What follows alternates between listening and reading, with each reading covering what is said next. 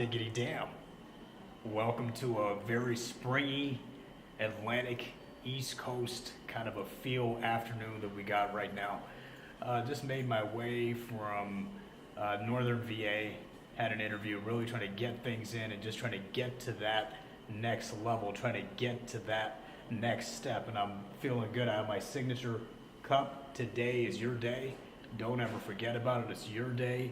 And if you ever see someone who act like if they act like it's not their day, tell them that it is their day.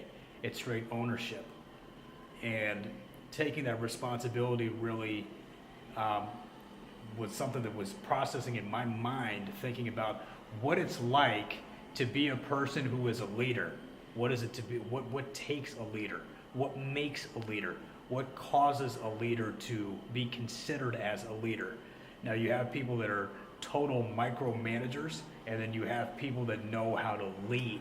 How do you lead someone? How do you, if you think about the greats, okay, you think about John Wooden, you think about Phil Jackson, you think about people who are seen and revered as just unstoppable coaches. How do they mentor their players? You see how they guide them.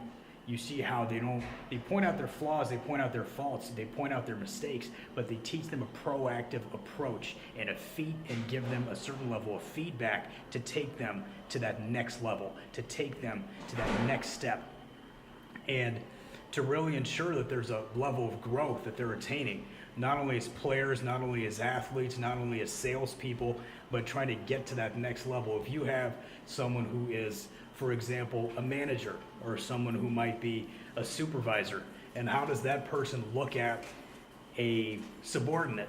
How does that person coach, and how do they help groom that person to get to that next step? And that's really something to focus on. It's exemplifying and understanding what that whole process is.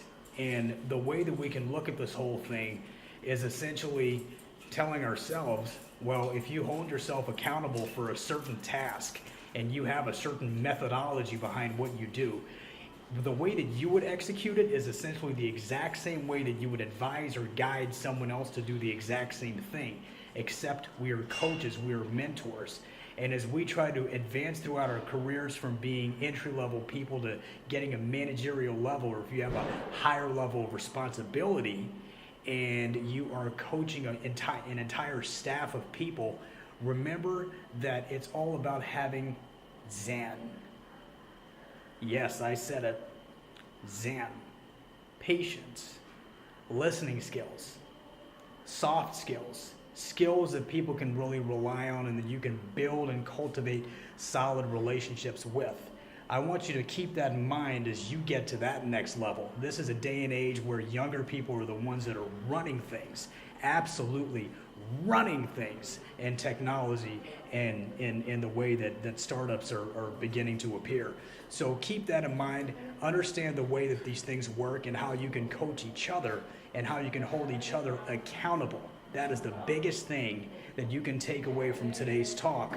What is accountability, and how do we hold each other accountable?